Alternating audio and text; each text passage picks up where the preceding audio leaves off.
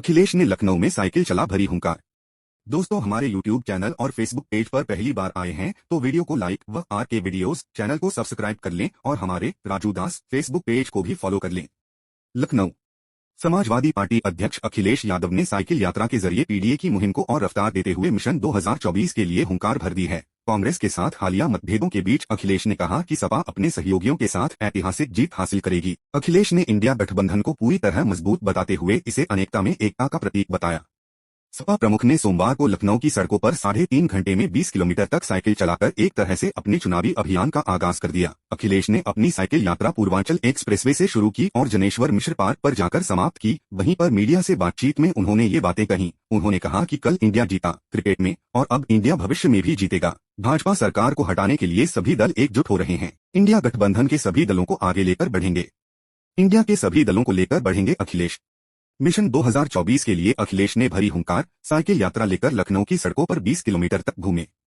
Samajwadi party अध्यक्ष अखिलेश यादव ने सोमवार को लखनऊ में अपनी साइकिल यात्रा पूर्वांचल एक्सप्रेसवे से शुरू की और जनेश्वर मिश्र पार्क पर जाकर समाप्त की। वहीं पर मीडिया से बातचीत में उन्होंने ये बातें कही। उन्होंने कहा कि कल इंडिया जीता क्रिकेट में और अब इंडिया भविष्य में भी जीतेगा। भाजपा सरकार को हटाने के लिए सभी दल एकजुट हो रहे हैं। इंडिया गठबंधन के सभी दलों को आगे लेकर बढ़ेंगे। उन्होंने कहा कि बिहार में जातीय जनगणना होने के बाद पूरे देश के पिछड़े दलित अल्पसंख्यकों में जागरूकता आई है। पूरा देश जातीय जनगणना चाहता है। भाजपा सरकार बाबा साहब भीमराव अंबेडकर के बने हुए संविधान को खत्म कर रही है। प्रदेश में लाखों करोड़ के एमओयू का सपना दिखाने वाली भाजपा सरकार ने अभी तक प्रदेश में एक भी फैक्ट्री और कंपनी नहीं लगवाई। सरकार का निवेश कहीं दिखाई नहीं दे रहा है।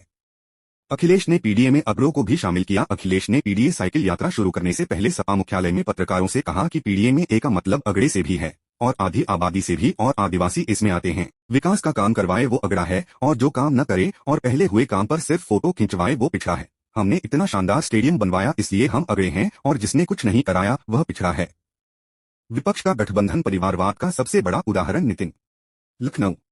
भाजपा नेता और प्रदेश के आबकारी मंत्री नितिन अग्रवाल ने सोमवार को सपा मुखिया अखिलेश यादव द्वारा एक्स पर भाजपा मंत्रियों की फोटो पोस्ट कर परिवारवाद की टिप्पणी किए जाने पर करारा पलटवार किया है। नितिन अग्रवाल ने कहा कि भाजपा सरकार में दंगे असंभव थे, उसे अखिलेश यादव ने अपने शासनकाल में मुजफ्फरनगर जैसे दंगे करवाकर संभव किया। भाजपा सरकार में भ्रष्टाचार असंभव है तो अखिलेश सरकार ने भर्तियों में भ्रष्टाचार कर युवा के भविष्य के साथ खिलवाड़ को संभव किया, जो भाजपा सरकार में असंभव है। भाजपा ने बीते 6 साल में 6 लाख नौकरियां दी हैं। विपक्ष का गठबंधन ही देश में परिवारवाद का सबसे बड़ा उदाहरण है। साइकिल रैली में सपा नेता रविभूषण की मौत।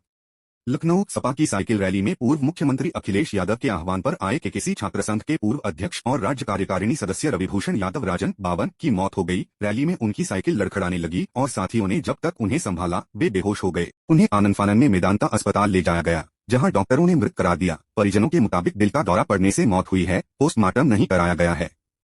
भाजपा मंत्रियों की फोटो के जरिए अखिलेश ने किया तंज। लखनऊ।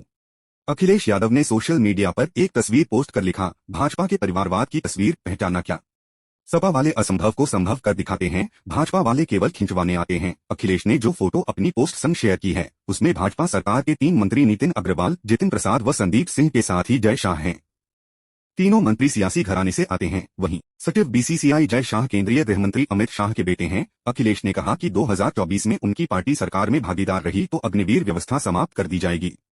लंका से लौटकर भगवान श्रीराम पहले यहीं आए थे। श्रीरामचरितमानस में तुलसीदास ने श्रीरामेश्वरम की महिमा का उल्लेख करते हुए लिखा है, जे रामेश्वर दर्शनु करी ही ते तनु तजी मम लोक सिद्ध ही, जो गंगाजलु आनी चढ़ाई ही सो साजुज मुक्ति नर पाई ही।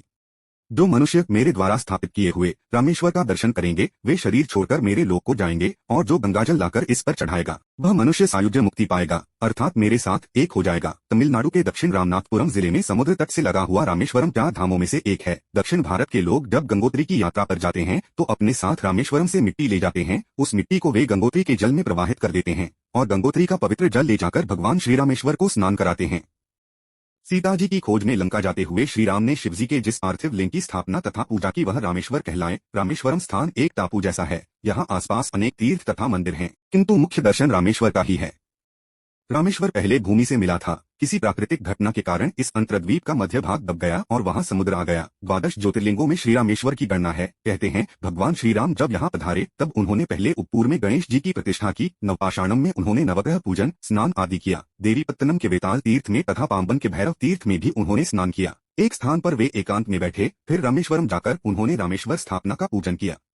श्री राम ने जो सेतु बंधवाया था वह अपनी वानर सेना को समुद्र पार ले जाने योग्य था। उसकी चौड़ाई देवीपत्तनम से दर्भशन तक थी। सेतु 100 योजन लंबा था। धनुषकोटि पर लंका से लौटने पर भगवान ने धनुष की नोक से सेतु तोड़ दिया। पहले इस क्षेत्र का नाम गंधमादन था, किंतु कलयुग के प्रारंभ में गंधमादन पर्वत पाताल चला गया। यहाँ बार बार देवता आते थे, इसलिए इसे देवनगर भी कहते हैं। महर्षि अगस्त्य का आश्रम यहीं पास था। अपनी तीर्थ यात्रा में बलराम जी के अलावा यहाँ पांडव भी आए थे।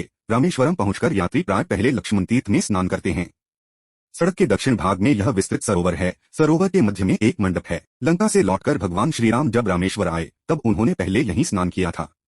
सीता जी की खोज में लंका जाते हुए श्री राम ने शिवजी के जिस पार्थिव लिंग की स्थापना तथा पूजा की वह रामेश्वर कहलाए। दोस्तों, हमारे यूट्यूब चैनल और फेसबुक पेज पर पहली बार आए हैं तो वीडियो को लाइक व आर के वीडियोस चैनल को सब्सक्राइब कर लें और हमारे राजू दास फेसबुक पेज को भी फॉलो कर लें। राजू _ भाई। हादसे में मरने वालों की संख्या 14 हुई। विशाखापत्तनम एजेंसी। आंध्र प्रदेश में रविवार को हुए रेल हादसे में मृतकों की संख्या बढ़कर 14 हो गई है, जबकि 50 लोग घायल हुए हैं। विजयनगरम के संयुक्त जिलाधीश मयूर अशोक ने सोमवार को यह जानकारी दी। मयूर अशोक ने कहा, मृतकों की संख्या बढ़कर 14 हो गई है, जिनमें से 13 लोगों की मौत दुर्घटना स्थल पर ही हो गई थी। एक व्यक्ति की इलाज के दौरान मौत हुई। वहीं रेलवे के एक वरिष्ठ अधिकारी ने बताया कि घायलों को विशाखापत्तनम और विजयनगरम के अस्पतालों में भर्ती कराया गया है। पलासा पैसेंजर ट्रेन के गार्ड MS राव की हादसे में मौत हो गई है। इसके साथ ही रायगढ़ पैसेंजर ट्रेन के लोको पायलट SMS राव और उनके सहायक चिरंजीवी की भी मौत हुई है।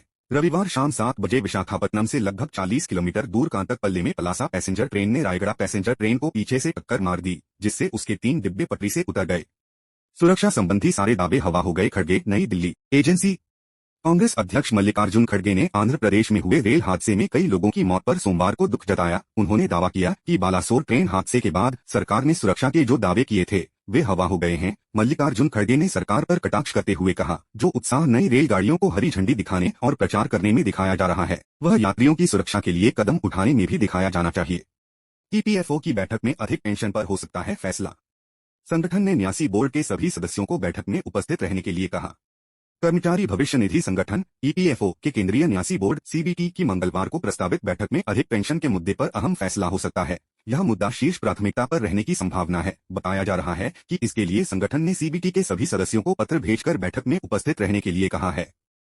EPFO के केंद्रीय न्यासी बोर्ड की यह 234वीं बैठक होने जा रही है। मामले से जुड़े जानकारों का कहना है कि अधिक पेंशन का मसला इस बैठक में शामिल किया जा सकता है, जो लंबे समय से खिंचता चला आ रहा है। उच्चतम न्यायालय के आदेश को लेकर बहुत देरी हो चुकी है और इसे टाला जाता रहा है। बैठक में ट्रस्ट का जोर इस मामले में पुख्ता रणनीति बनाने और स्पष्ट मार्गदर्शन का खाका तैयार करने पर रहेगा। अधिक पेंशन के लिए अलावा एक्सचेंज ट्रेडेड फंडों ETF में संगठन के निवेश से हुई आमदनी को फिर से निवेश किए जाने को लेकर भी चर्चा होने की उम्मीद है। साथ ही EPFO के भौतिक और डिजिटल ढांचे को विस्तार देने की संभावित योजना पर भी चर्चा होगी, जिसमें नए क्षेत्रीय कार्यालय खोलना और डिजिटल ढांचे को मजबूत करना शामिल है। 17 लाख से अधिक आवेदन। संगठन ने सुप्रीम कोर्ट के आदेश के बाद उच्च वेतन पर अधिक पेंशन के लिए आवेदन जमा करने के लिए 11 जुलाई 2023 तक का वक्त दिया था। इस दौरान 3 बार इसकी समय सीमा भी बढ़ाई गई थी। अधिक पेंशन के लिए EPFO सदस्यों की ओर से 17.49 लाख आवेदन प्राप्त हुए हैं। 31 दिसंबर तक आवेदन के सत्यापन का मौका। आवेदन के बाद कर्मचारियों से प्राप्त दस्तावेजों का EPFO सत्यापन कर रहा है। कर्मचारियों और नियोक्ताओं से अन्य जरूरी जानकारियां मांगी जा रही हैं। सभी कागजात जमा या वेबसाइट पर अपलोड करने और सत्यापन की प्रक्रिया को पूरा करने के लिए 31 दिसंबर तक का वक्त दिया गया है। कर्मचारियों में अब तक संशय बरकरार। विशेषज्ञों के अनुसार EPFO सदस्य अभी भी सटीक प्रक्रिया के बारे में स्पष्ट नहीं हैं। बहुत से कर्मचारी यह नहीं जान पा रहे हैं कि पेंशन की गणना और भुगतान कैसे किया जाएगा। हालांकि EPFO ने इसे लेकर कैलकुलेटर जारी किया है, लेकिन अधिकांश कर्मचारी इसे समझ नहीं पा रहे हैं। एक मुद्दा यह भी है कि EPFO स्तर पर रखे गए वेतन रिकॉर्ड और नियोक्ता स्तर पर रखे गए वेतन रिकॉर्ड के बीच विसंगतियों को कैसे हल किया जाएगा। कर्मचारी संगठन मांग करेंगे कि न्यासी बोर्ड इस मुद्दे पर बेहतर समाधान और पूरी प्रक्रिया में तेजी लाए। सूर्य कुमार यादव ने श्रेयस अय्यर के लिए खतरे की घंटी बजाई। विश्व कप 2023 में दोनों का प्रदर्शन। इंग्लैंड के खिलाफ मौजूदा विश्व कप मैच में मुश्किल परिस्थितियों में शानदार बल्लेबाजी करने वाले सूर्य कुमार यादव टीम में हरफनमौला हार्दिक पांड्या की वापसी के बाद अपनी जगह बरकरार रख सकते हैं। वहीं अभी तक नाकाम रहे श्रेयस अय्यर को अंतिम एकादश से बाहर होना पड़ सकता है। सूर्य कुमार के कौशल और मजबूत मानसिकता पर किसी को संदेह नहीं है, लेकिन 2-0 प्रारूप में अपनी धाकड़ बल्लेबाजी से धाक जमाने वाले इस बल्लेबाज ने लंबे समय तक एक दिवसीय में निराश किया है। इंग्लैंड के खिलाफ भारतीय टीम जब मुश्किल परिस्थिति में थी तब मुंबई के इस बल्लेबाज ने कप्तान रोहित शर्मा के साथ धैर्य से बल्लेबाजी कर अपने बदले हुए रुख का परिचय दिया। उन्होंने बल्लेबाजी के लिए मुश्किल परिस्थितियों में 47 गेंद में 49 रन की पारी खेल अंतिम एकादश में अपनी जगह मजबूत की।